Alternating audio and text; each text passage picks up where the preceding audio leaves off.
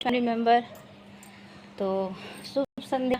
आप देख सकते हैं सूर्य भगवान अब एकदम अस्त होने को है। तो चलिए शाम का गुड इवनिंग के साथ आप लोग के साथ कुछ एक बात शेयर करते हैं। आजकल ना बहुत सारे पेरेंट्स का मतलब ये कहना होता है कि बहुत सारे आप घर में सुनते होंगे, पेरेंट्स बोलते होंगे अपने बच्चों को कि जैसा मतलब जो बोओगे वो काटोगे। सही बात है, ये हम बचपन से हम लोग भी सुनते आए हैं। अब भाई सही बात है, इसमें लॉजिक भी है। अगर आम का पेड़ लगाओगे तो आप आम ही खाओगे, और कटहल का पेड़ लगाओगे तो आप कटहल ही खाओगे। तो कहावत भी है, बोलते हैं ना कि बोया पेड़ बबूल का तो आम कहाँ से खाया। चलो सही है।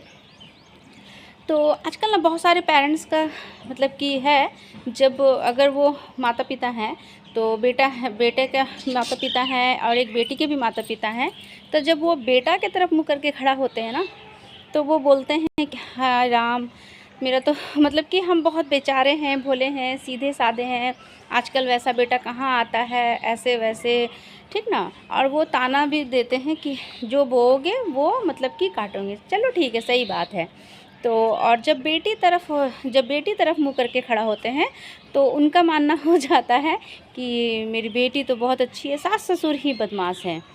तो चलिए कोई बात नहीं। तो मेरा सवाल है इसी में से कि चलिए अगर आपको बेटा बहू ख़राब मिल गया, चलिए इन केस बेटा तो अच्छा ही लगता है, बहू ही ख़राब है, तो क्या आपने आम का पेड़ बोया था या बबूल का? खुद सोच के बताएं, क्योंकि आपने तो अभी तुरंत डायलॉग दिया कि जो बोएंगे वही काटेंगे। सही बात है, तो आपने क्या बोया था जो आपको बहू बदमाश मिल गई? अब आप सोचिए कि आपने क्या बोया था और आप क्यों ऐसा काट रहे हैं। अब मेरा क्वेश्चन तो यही है भाई सभी माता पिता से जिस तरह से बोलते हैं कि जो बोएगा वही ना काटेगा। तो चलिए ठीक है, आप अच्छी बहू बदमाश, तो आपने क्या गलत बीज बोया था? अब आप सोचिए अगर आपको बुढ़ापा में दुख मिल रहा है या फिर कोई भी कष्ट हो रहा है तो शायद कहीं ना कहीं आपने भी यही बीज बोया होगा, तभी ना आपको ऐसी बहू मिल रही है। तो भाई साहब, मेरा कहना है कि इस तरह के झूठ मूठ के तानाशाही से, तानाबाजी से कुछ नहीं होता है, कुछ भी नहीं होता है, कुछ भी नहीं होता है। सही बात है, आप जैसा बोएंगे वैसा ही काटेंगे। चाहे आप वो बहू के साथ हो, चाहे आप अपने इन लॉज के साथ हो, जिसके साथ भी आप जैसा बोएंगे वैसा ही काटेंगे। अगर आप बहू के साथ भी अच्छा व्यवहार करेंगे ना तो आपको अच्छा व्यवहार ही मिलेगा रिटर्न में। और अगर आप गलत व्यवहार करोगे एक टाइम तक तो वो सहेगी, लेकिन जब उसका सब्र का बांध टूटेगा ना तो वो फिर किसी का भी नहीं सहेगी, किसका भी नहीं।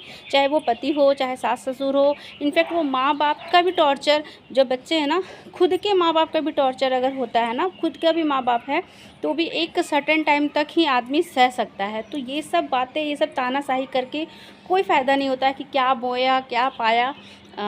तो मेरा तो बस यही सवाल रहेगा भाई, आपने क्या बोया था जो आपको इतनी गलत बहू मिल गई, इतने आपके साथ ये हो रहा है?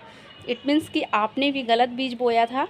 तो मेरा तो कहना है भाई कि इन तानाबाजी को छोड़िए और अच्छे से एक अच्छा फैमिली, एक अच्छा पेरेंट्स बनिए, एक अच्छा गार्जियन बनिए, और आपका जो घर परिवार है उसको अच्छा दिशा ले चलिए, अच्छा राह चलिए, ताकि आपके प्रेजेंट ना होने पे भी फ्यूचर में आप नहीं भी हैं तब भी आपकी बहू है, बेटा है, आपके पोता पोती हैं, वो आपका गुण गाएं कि नहीं मेरी दादी अच्छी थी, मेरे दादाजी अच्छे थे।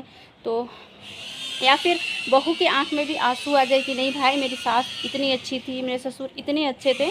तो ऐसा कुछ ना करें, ताकि सही बोला गया, किसी को इतना हद तक भी टीस नहीं करना चाहिए ना कि सामने वाला इंसान को ना आपके मौत से भी फ़र्क ना पड़े, है ना। तो चलिए, राधे राधे, जय श्री कृष्णा।